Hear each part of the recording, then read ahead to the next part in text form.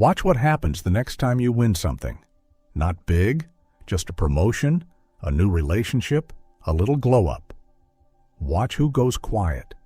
Watch who stops liking your posts.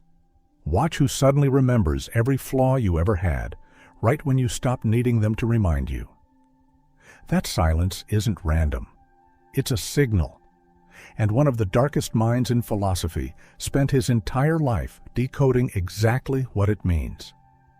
His name was Friedrich Nietzsche, and he didn't just study jealousy. He dissected it like a surgeon, down to the bone.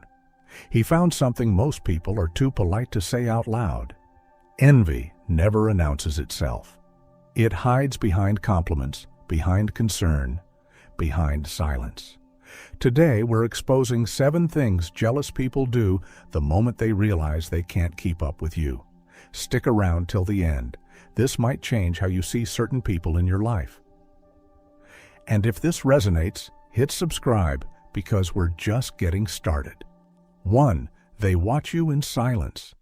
The first thing jealous people do is study you without saying a word. They notice your discipline, the hours you put in when nobody's watching, the way you carry yourself even on the days you feel like quitting. They clock all of it, but they never mention it. This isn't admiration, it's surveillance. Nietzsche understood that some people don't observe you to learn from you. They observe you to find a weak spot. They're not building anything themselves.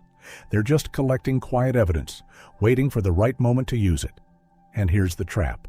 That kind of attention can feel flattering. It feels like someone cares. But not everyone who watches you closely is on your side. Some people study you the way a predator studies movement, patient, quiet, and waiting for you to slip. If you've ever felt watched by someone who never says much, drop a comment. You're not imagining it. 2. They rewrite your story. The second thing jealous people do is quietly rewrite the story of how you got here. They can't accept that your success came from sacrifice, the nights you worked while they scrolled, the pain you pushed through while they made excuses. So instead, they build a smaller, easier version of events.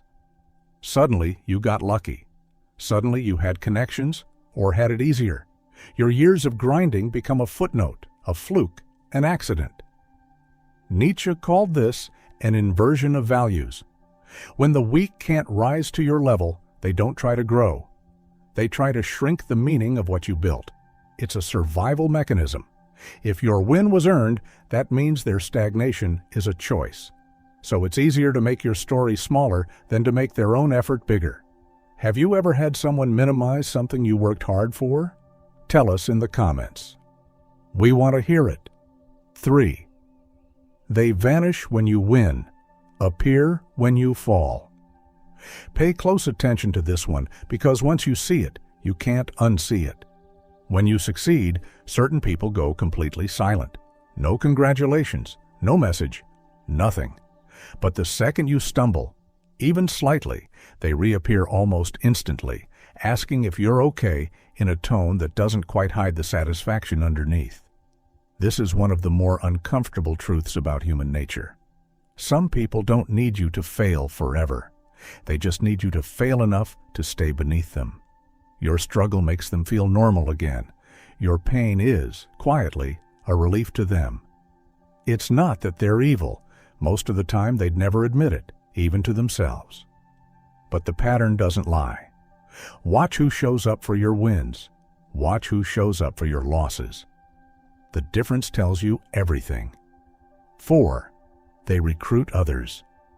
The fourth thing jealous people do is rarely act alone.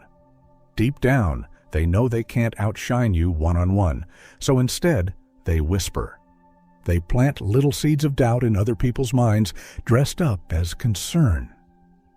I'm just worried about them. I think they've changed. It sounds caring. It's not. Nietzsche saw this as the herd instinct at its worst, weak individuals banding together, not out of loyalty, but out of fear.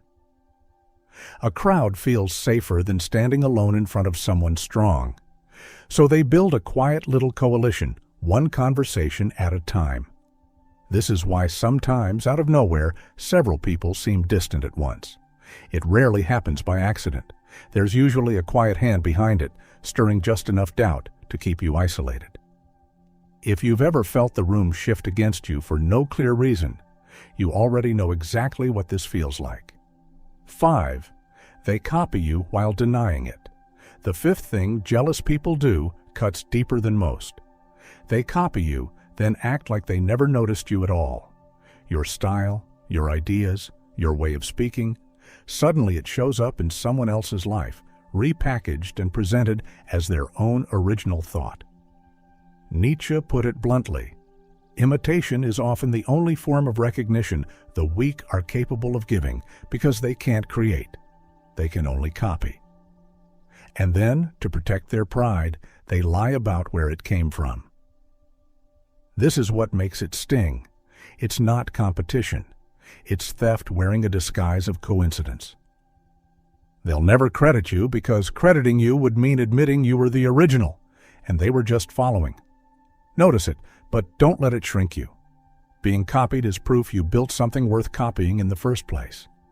Comment below if you've experienced this. It's more common than people admit.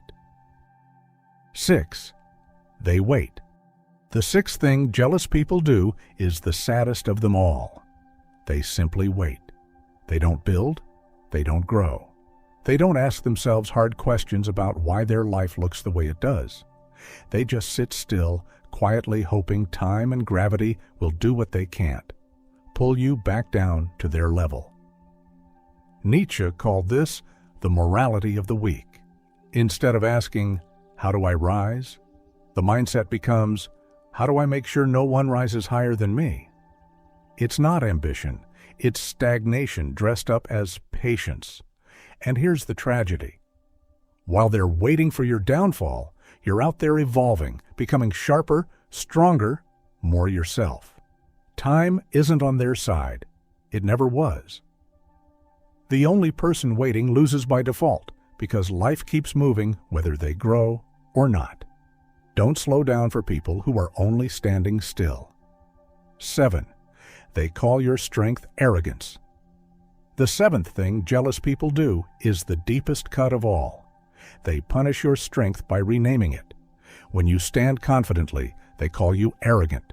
When you set boundaries, they call you cold. When you stop over-explaining yourself to people who never understood you anyway, they call you distant, changed, full of yourself. This isn't truth. It's one of the oldest tricks weakness has ever played on strength, turning your power into something shameful, hoping you'll shrink yourself just to make them comfortable again. Nietzsche warned about exactly this. Society often punishes the strong for their strength while quietly rewarding the weak for their weakness. Because mediocrity feels safer when everyone silently agrees to stay small together. Don't take the bait. Confidence isn't arrogance. Boundaries aren't coldness. If someone calls your growth an attitude, that's not a flaw in you. It's a mirror they don't want to look into. Here's the truth under all 7 patterns. This was never about you. Jealousy is a mirror reflecting who someone else refused to become. Every time they shrink you, copy you, or shame your success, they're confessing a dream they buried, a discipline they never built. So don't get bitter. Get aware. Notice who disappears when you rise, and stop slowing down to keep them comfortable. The world doesn't remember those who waited in the shadows hoping you'd fail. It remembers those who kept building anyway. If this hit home, subscribe and tell us which one you've lived through.